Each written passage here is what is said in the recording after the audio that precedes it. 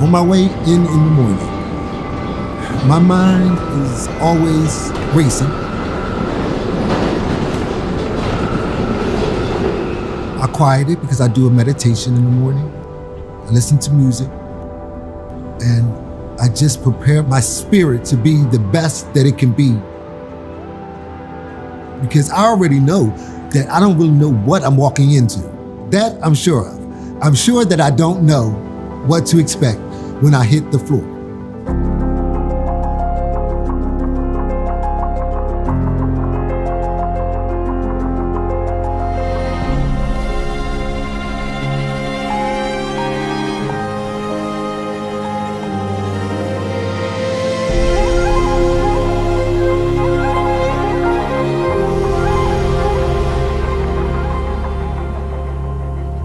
A nurse is supportive. We draw the labs. We are the patient care assistant. We're getting them out of bed. We're physical therapy if they're not around. We're occupational therapy. We're speech therapy. Sometimes we're the family that can't be at bedside. A nurse is educated, compassionate, empathetic,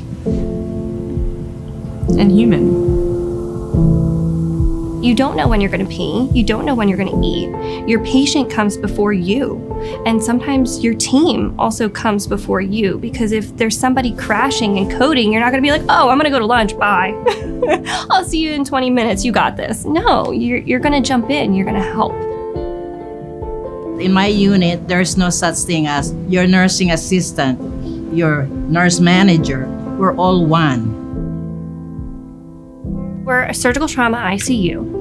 We deal with anything from liver transplants, kidney transplants, surgical cases, gallbladder, thyroidectomies. So we do laryngectomies. So here, there's a lot of radical changes for people who have those types of surgeries.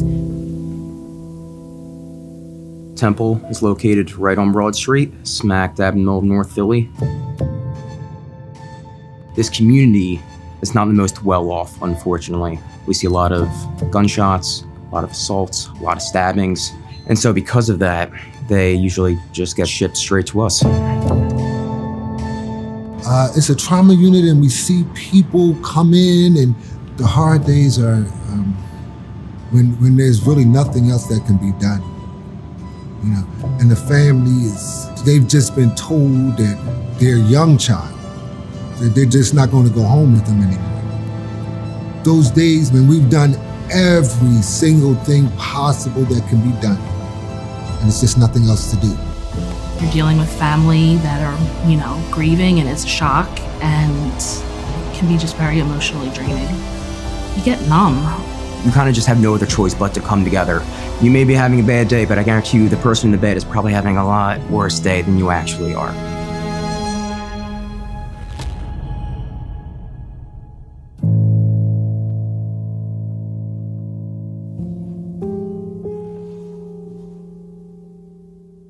Her ex-boyfriend's mother came to my front door and knocked on the door and said that they were in an accident, her and her boyfriend, and that we had to go to Philadelphia to get them.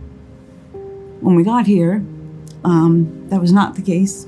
They kept saying the OR, and I kept saying, no, she's in the ER. And they're like, no, she's in the OR. And then they came in and they told us they had to remove part of her skull, and that everything looked pretty good. And then a couple hours later, they came in and they said they had to do it over. And I was in a panic because I didn't know if that was the right thing to do. And then my husband stepped in and just said, we're signing the papers. You got to do what you have to do to save our kid. My daughter was full of life. They all know that I said that she came in as the sun. I didn't want to go home with the moon. Obviously, I didn't want to lose my kid, but I didn't want her to come out. Not her.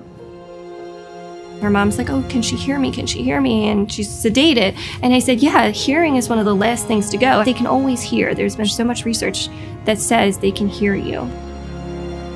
We didn't know if she would make it. Allie was my night nurse. And I probably called her the first night 6 times, maybe 7, I don't remember.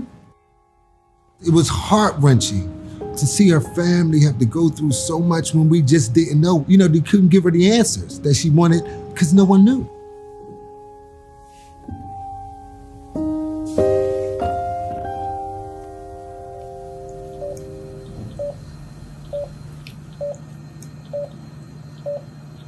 Could you say good morning again?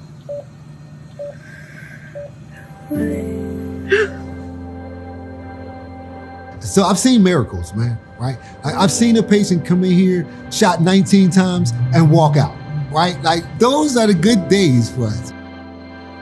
So I progressed. I could walk, I could talk, I could eat food. I felt very protected.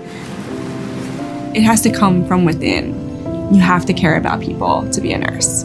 You have to want to help heal people, help get them better.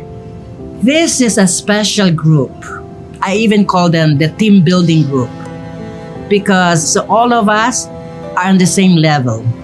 So that's why I love my unit, because our attending, when they make rounds or they want something to know about the patient, they won't hesitate to approach my nurses.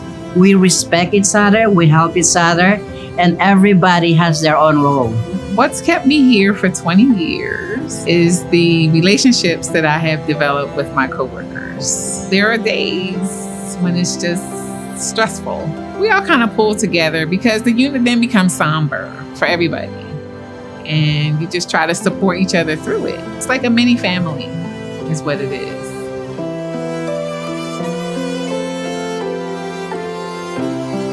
So the mother is still calling us, and she promised us that when Haley can walk, she will tell her daughter to walk to our unit, and she did.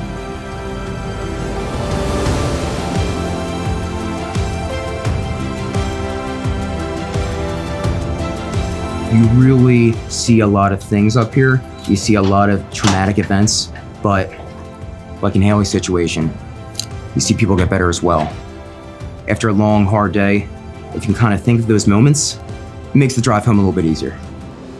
I'm grateful for my family, my friends. I'm grateful for the hospital that saved me. I'm grateful for everybody.